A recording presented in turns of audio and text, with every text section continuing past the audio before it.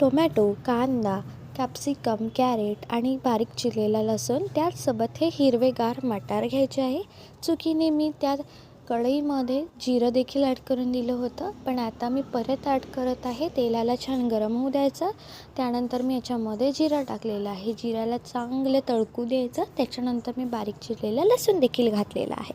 आता ह्याला देखील 1 मिनिटासाठी व्यवस्थित खरपूस भाजून घ्यायचं आहे, गोल्डन ब्राऊन कलर येईपर्यंत. आता मी याच्यामध्ये घालणार आहे कांदा. बारीक चिरलेला असो किंवा मीडियम चिरलेला, काही फरक पडत नाही, पण बारीक चिरलेलाच घ्यायचा. मी इथे बारीक चिरून घेतलेला आहे. 1-2 मिनटासाठी याला परतून घेतलेलं आहे. मंद आचेवर परतायचं, फास्ट करायचा नाही. फास्ट केला तर ते जळून जाईल. आता कांदा एका साईडला बाजूनी करून दिलेला आहे. परत तेल त्याच्यामध्ये ॲड केलं. या मसाल्यामध्ये आहे लसूण, मिरची आणि आलं, थोडंसं जिरं देखील ॲड केलेलं आहे. याला छान भाजू द्यायचं.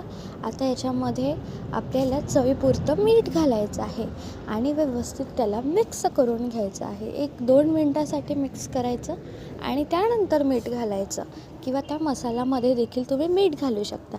आता मी त्याच्यामध्ये मटार, कॅप्सिकम, कॅरेट आणि आपण जे व्हेजिटेबल्स चिरले होते ते देखील ॲड करून द्यायचे आहे. आता ह्या व्हेजिटेबल्सला मी 5 मिनटं मंद आचेवर शिजू देत आहे.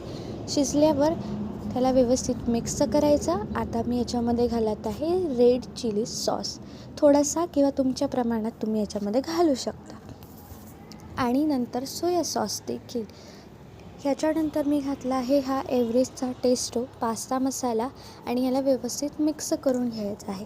आता मी याच्यामध्ये घालणार आहे आपला सर्वांचा आवडीचा मॅजिक मसाला, म्हणजेच हा मसाला.